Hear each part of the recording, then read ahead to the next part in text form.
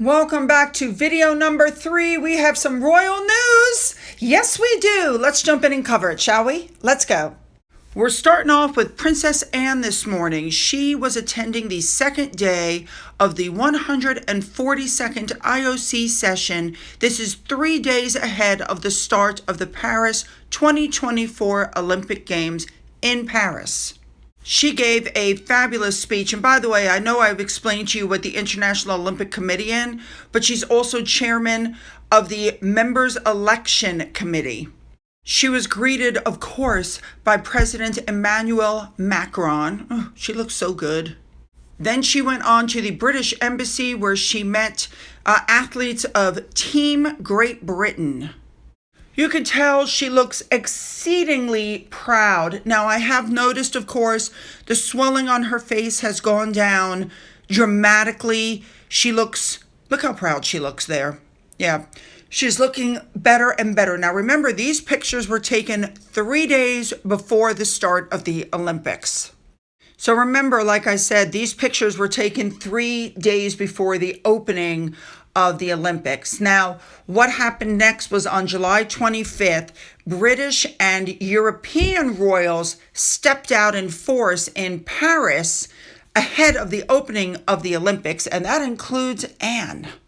Anne was seen at the pre-game training grounds speaking with, the Great Britain athletes. Also spotted arriving was Queen Mary and King Frederick. She's looking good considering she was hit by a mobility scooter while she was out at an event just the other day. Several people were there. Prince Albert of Monaco was seen. Queen Letizia was looking gorgeous. I love her dress. Look at that. Beautiful. Now, the event that they were attending was a Sport for Sustainability Development Summit organized by the IOC. Also spotted was Queen Matilda of Belgium and her husband, King Philippe. Also, the IOC had a hand in on this. Very nice. All right, let's move on. Let's talk about the Princess of Wales, Princess Catherine, who is now supporting a venture related to her royal work. Remember, the Royal Foundation Center for Early Childhood, which she created in 2021, announced on July 25th. Very happy they were. There is a new baby bank alliance, and this alliance unites over 300 baby banks across the UK to give supplies to families in need. I love that. They can move supplies around for whoever needs something. Love it. All right, let's move on. All right, moving on to Charles and Camilla. You know, Charles isn't just the king of the United Kingdom, and the Buckingham Palace just released a set of official portraits for Australia, Canada, and New Zealand right before King Charles and Queen Camilla do their first overseas Commonwealth tour that's going to happen this, year. Now, it was noticed that the king, besides wearing all of his medals, is also wearing the neck badge and the star of the Order of Australia, both which have citrines on them. Very nice. Camilla was seen wearing a brooch called the Australian Wattle brooch that was given or presented to King Charles's mother, Queen Elizabeth, 70 years ago during a state banquet in 1954 on behalf of the government, parliament, and the people of Australia. All right, moving on.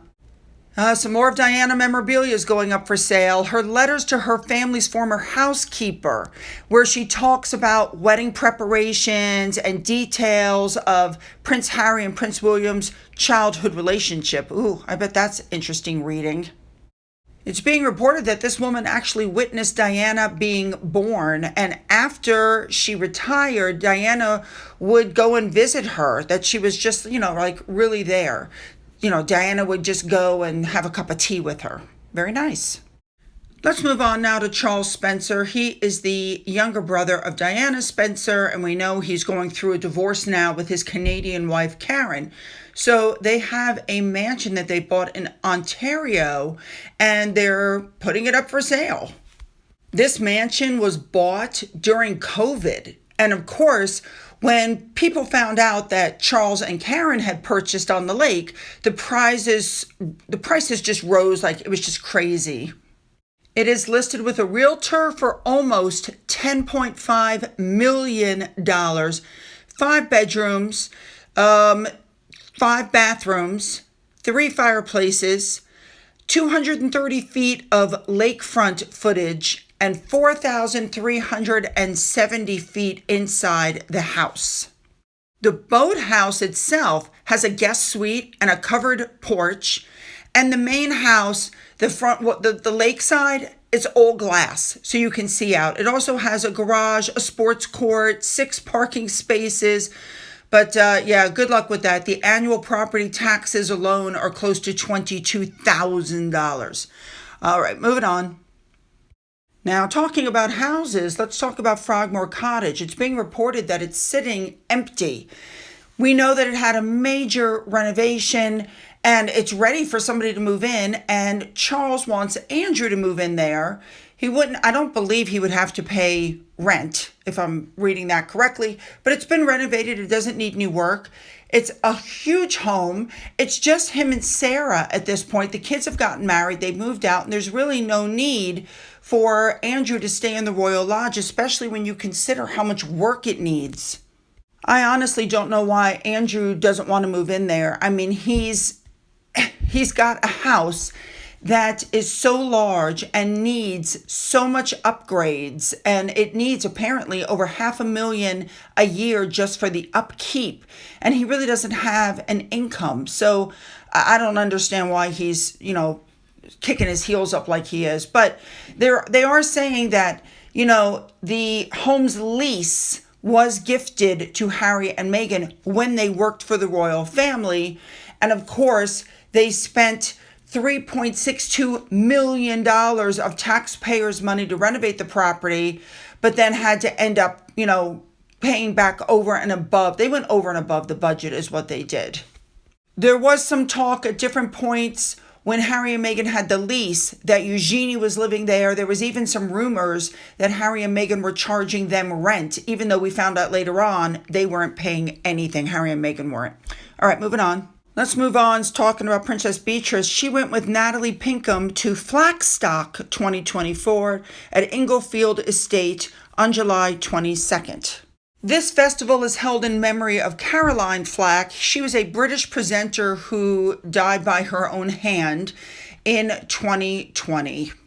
She was the host of Love Island and the X Factor in the UK, in case you don't recognize her. And she removed herself from this earth after she was charged with assaulting one of her ex-boyfriends. So people have said that the reason for her doing what she did was she knew she was being prosecuted, and she knew she would face, the media and the press, and it was all going to come down on her, and she just found it too hard to deal with. At one point, she had the misfortune of dating Prince Harry, who she was introduced to by Miss Pinkham. So some of Miss Flack's favorite charities got the money, like Choose Love, Samaritans, Mind, the Charlie Waller Trust, things like that. Love it. All right, you guys, you know what to do. Put those comments down, make them good. Don't forget to hit the like and the subscribe button. You can go down into the description box where you'll find my Twitter, my Gettr, my Rumble, my email, a physical address, my Patreon, which is right now paused. If you've donated anything to my coffee fund, thank you so much. Oh, my Amazon wish list is down there too. And as always, you guys, have a great day.